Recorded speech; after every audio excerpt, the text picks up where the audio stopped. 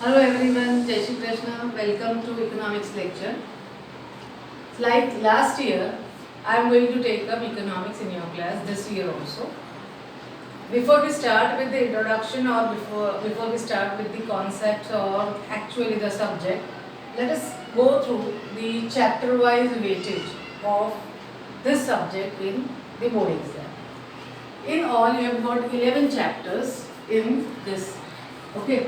So I will just write down the chapter name, chapter number and the marks. I am not writing the names here. I will just speak out the names. If you are writing, you can go on writing before the names. The first chapter that you have in your 12th standard is graphs in economics. Now graphs in economics carries the weightage of 8 marks. Second chapter is indicators of growth and development, and it carries the weightage of 10 marks. Chapter 3 is money and inflation, and it carries again 8 marks. Chapter 4 is banking and monetary policy, 8 marks again. Chapter 5 is poverty, and poverty carries 10 marks.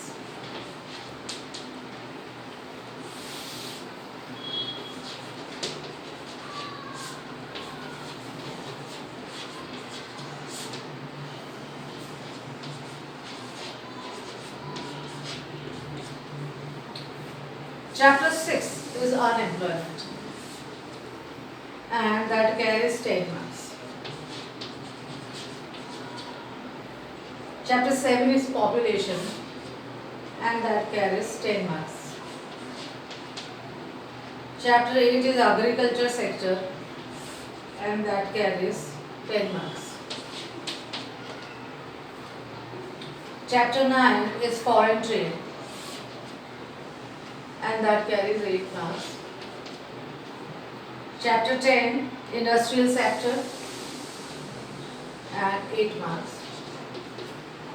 Chapter 11 emerging issues in Indian economy, and 10 marks. So that gives you total of 100 marks. This is what is the chapter wise weightage of all 11 chapters of economics. What you need to understand in economics now, how it is different from 11th standard economics. The first and the foremost thing that you need to understand here is, in economics you are going to be asked lot of data. Without using the word data, you will have to, even if they don't use the word data, give the data in the so and so year or give data of so and so country. Though they do not ask, you have to write down. The point here is, economics without data is not considered to be economics as far as 12th standard is concerned. So you will be providing data whether they ask for or they don't ask for it. In the examination, you nowhere will find out, give the data or give the figures. They may use the word trend, explain the population trend, explain the poverty trend. That is nothing but data, only the tables and tables of data would be provided. First thing is that. Second thing is, you will have to go for the latest data. Because of the latest data, you will have to go for the latest new textbook. You will not be using the old textbooks, because the old textbook has got the outdated data. So see to it that you get the new textbooks whenever this lockdown is lifted. If not, you can download the textbook. In that, whatever the latest data would be considered. Right? Third thing that you need to understand is, now what you are going to study is not microeconomic, it is macroeconomics. In 11th standard you studied micro, in 12th standard you are going to study macroeconomics. As you know very well, microeconomics deals with the micro components or individual item. One person's demand, one person, one firm's supply, one industry's, one company's profits, one company's revenues, one company's cost. That is what we had studied last year, cost concepts and revenue concepts. So that we studied was microeconomics. Whereas now what you will be studying? You will be studying the agriculture sector, countrywide. You will be studying poverty, population and unemployment. These are the country-wide problems. They are not individual problems. So that is what is covered under macroeconomics. The board examination paper style, as you know very well, the same paper style many schools have adopted last year also. You will be having 5 sections. Section A, B, C, D and E. The same paper style is for OCM also. In section A, you will be having MCQs. 1 mark each.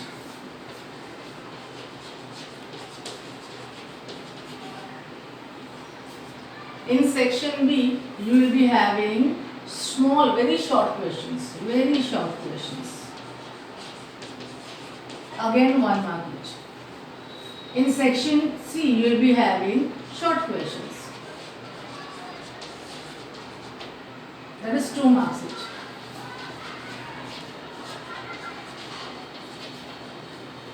In section D again, you will be having short to the point questions to the point. They are not very short, but still they are known as to the point questions. There are 3 marks each,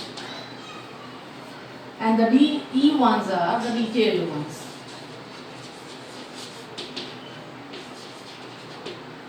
There are 5 marks each. Now, what all questions can be asked in this? Since you are in 12th, you have got 1 year's experience of how the questions are asked. Similar kind of questions I had also asked in the class tests, and your school has also asked similar kind of questions. So you are not very new to this kind of style. But still, in the first section, you will be having MCQs with 4 options. Each MCQ carrying 1 mark each. In section B, you will be having very short questions. These very short questions can be abbreviations. They can be answered in 1 line. Those questions whose answers can be given in 1 line or maybe a word. Even if the answer is 1 word, you have to make it in a sentence form and give it at least in 1 or 2 sentences. That would be your section B. Section C is 2 marks question. There are a variety of questions that can be asked in C and D. In C, you can be asked the statements for 2 marks. You can be asked a small questions whose explanation may run into 4 or 5 sentences and lines. That can be asked for 2 marks. You can also be asked distinction. If it is asked for 2 marks, the distinction, that is distinguish between something and something, if that kind of question is asked for 2 marks, you can give 4 points of differences. You have to follow the same kind of pattern that we have been following since last year. That is the serial number, 1 column of serial number, the other column having the point of difference, and the 2 columns concerned with those concerned points. So, if they are for 2 marks, then you can give 4 points of differences. Many times distinction is also asked in 3 marks. Okay. So, in 2 marks you can be asked what? Statement. A statement may be given and then into inverted commas and explain or justify or do you agree? Such kind of questions can be there where you can answer them into 4, 5, 6 points, 6 points and 6 lines also. Okay. Then comes D. In D you have got the questions for weightage of 3 marks. In this 3 marks question, again there can be variety. Even the variety of questions in 3 mark questions is more than that of section C. What happens here is, you can be asked statements again. A statement into inverted commas can be given and can be throw some light on that. Do you agree? Justify, explain. Now that can be asked. If that is asked, the explanation has to be bigger than what we expect in 2 marks question. Again, distinction can be asked here. Short notes can be asked. That is one more addition here. Short notes generally are not asked in 2 marks question. In 2 marks question, the definitions are asked, not short notes. In 3 marks question, short notes are also asked. Plus, they also ask this questions which are generally asked in section E can also be asked in section B. But then you have to be, you have to think that way, that those questions which can be asked in detailed question answers would run into pages, would have to be precised and can be given in section E. As far as section E is concerned, detailed question answers, where you can write into pages, 2 pages, 3 pages depending upon the type of question. Be very careful here.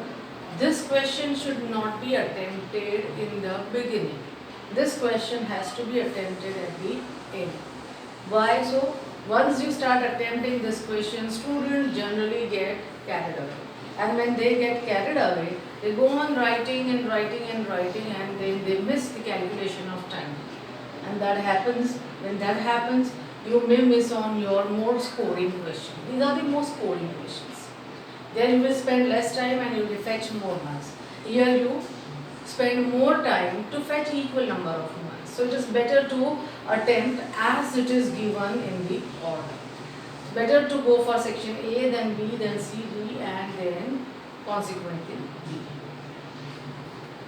The questions that are detailed question, as I had taught you last year, what should the sequence of your answer, what should be coming first, the introduction, the main body of the answer, and then the conclusion of the answer. That we will again discuss once we have the class in a after this lockdown is lifted. A normal class that we will be having, physical class, that time we will be doing that. So for today, this section A, B, C, D, E, that clarity should be there. Now once you are clear with this, let us go through your textbook and their lessons. Though you do not have the textbook, it is okay. I am just going to give you the overview of what is into the chapters. So the first chapter that we will be dealing with in your 12th standard textbook is relating to the graphs and diagrams. It is the graphs and the diagrams that are used in economics. According to my view, this is a chapter which is very basic, and this chapter should be there in 11th standard textbook.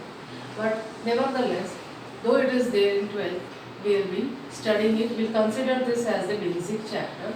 So these are the this chapter deals with the graphs, various kinds of diagrams that we study in economics.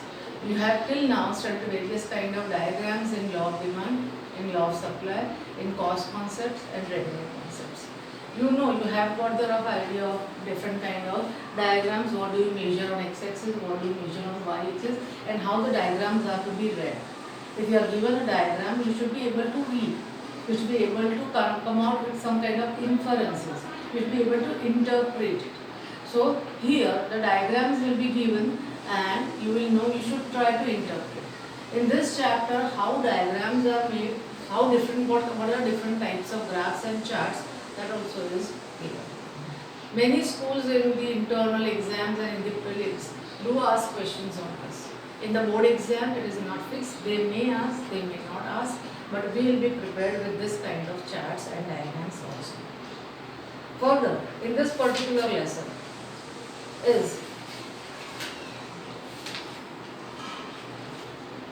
computer technology, computer terminology and diagrams which are made with the base of, or with the help of the computer knowledge. They also have the section on internet technology. They also have the section on data and series and internet for use of internet for education. So this chapter is a basic chapter, okay, basic but not unimportant. It is also important, and it has got the weightage of around 8 to 10 marks, as we have seen in the earlier part. It has got 8 marks weightage, so it is not unimportant. Further, and the second chapter is on the indicators of growth and development. In this particular chapter, this is one of the important chapters. In this chapter, you will be having distinction between what is growth and what is development. Which countries are considered to be countries having growth? Which are the grown countries? and which are the developed countries. What comes first, whether growth comes first or development comes first? What comes first and what follows? That we'll be studying in this. We'll be studying the definitions of both of them. We also will be studying the distinction, the broad distinction between both of them, and we also will be studying the characteristics of economic development. Now the countries which are developed countries, how do you identify that those countries are developed? For that, you need to understand and study a few characteristics. Now those countries having those characteristics will be considered as the developed countries. This chapter will be having maximum number of 3-mark questions and even 2 marks questions. It will be having lot many definitions, lot many statements and lot many short notes. This chapter is very fertile as far as the short notes are concerned. They have got short notes on per capita income. They have got short notes on even physical quality of life index. They have got, there is PQLR. They have got short notes on the difference between the two. They even have short notes on definitions of economic growth and economic development. So this chapter is quite good as far as the 3 marks questions are concerned. Okay, after that, they also have the present scenario. See, every chapter will have present scenario. That means they will study the trend throughout the past few years, and then what is the present situation. As far as the development and growth is concerned, what is the present situation of the country. So that is also there. Then they also have HDI in this chapter, Human Development Index, which is one of the important concepts. After this, we have got the third chapter. The third chapter deals with the money and inflation. Very, very interesting chapter. Money and inflation. In this, they have started the chapter with barter system. They have started it with barter system, but they haven't given much details about the same. Whereas, when we start this chapter, we are going to put utmost of our, we are going to invest utmost of our time in this particular chapter. This chapter is important, and this chapter has got, so it has been divided into 2 parts. Some part of money, in which they have dealt with barter system and difficulties of barter system, and the rest of the part is on the inflation. Now, as far as money is concerned, the barter system, they have not put much emphasis on that in this chapter. But when we start, I will be giving you a very detailed idea and explanation of what barter system is, what were the difficulties of barter system, and why barter system collapsed. Then we have got money. In money, and then functions of money. Functions of money are there. All the 4 functions of money. Then definition of inflation. We will be having very good flowcharts in this and formulas, and this is a really interesting one. This is an interesting chapter. The causes of inflation will be there. Then 4th chapter deals with banking and monetary policy. Banking and monetary policy again is one of the important chapters. In this we will be studying meanings of bank. Now here also data are there. In this chapter we will be having data. Some data will be there. The maximum maximum chunks of data that we will be studying would be in population, unemployment and poverty. That will be having maximum data. Here we will be having the classification of banks, their functions, then presence of banks, commercial banks in India, then the types of banks will be having. We also will be having the monetary policy. Instruments of monetary policy is very interesting and a good source of 3 marks questions would be this. Then we would be having poverty. In poverty, the national problem of poverty. In poverty, we will be studying what? We will be studying the concept of, first and foremost, we will be studying the concept of poverty, absolute poverty and relative poverty. Absolute and relative poverty, the concept is not very much clear from the text, from the explanation given in the textbook, but you need not worry. We will make it clear here. And then we have indicators of poverty. We also have causes of poverty. What causes poverty in India? What are the reasons? See, these all economic problems of poverty, unemployment and population, they flow in the same pattern. The definition, its causes, its factors affecting and its measures. Causes of poverty are there. Again, measures to reduce poverty are there. What are the factors that affect poverty? That is also there. That are factor affecting or cause. There one is the same. Then the measures, how to reduce the poverty. So various government measures, various steps that have been taken by government will be dealt here in poverty chapter. The sixth chapter in your textbook is unemployment. Unemployment is again a good question, a good chapter for question number for section C and D. That is question 2 marks and 3 marks questions. Here we will be studying the meaning of unemployment, the types of unemployment, then the again there are certain good types of unemployment, disguised unemployment, cyclical unemployment. These are all 2 mark questions. Frictional unemployment. Their causes are there. Again, after causes, the measures to remove unemployment. Then employment oriented planning that is taken up by the government. This all will be dealt in the chapter of unemployment. Next is population. In population, again the population trend, that is the data. Data will be there in poverty, population and unemployment, all the 3 chapters. We have got the definition, we have got the trends of population, we have got the bifurcation of population into urban, and rural and age-wise population in the country. Then we also have the causes of rapid increase in population, what are its causes and the measures to control population as suggested by the government. The next chapter that we will be studying in economics will be agricultural sector. Some part of this you have studied last year, some you will be studying here. Again, this is also full of data.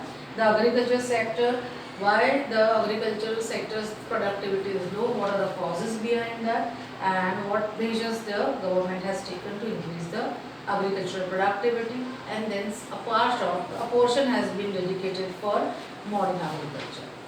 Then after that you have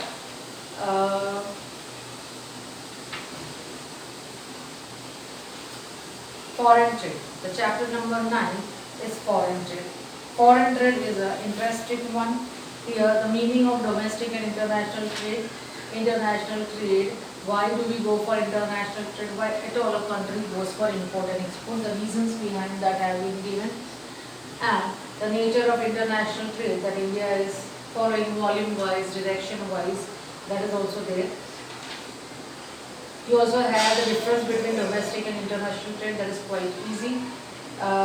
Some data has been given, certain tables of data have been given, which you have to study thoroughly. Pie charts are found from this, there are not many pie charts. So why you need to understand the pie charts and the cluster diagrams and the scatter point diagrams? Because here you will require, that will be applied in such kind of lessons. You also have the next lesson that you will be having after the 10th lesson is industrial sector.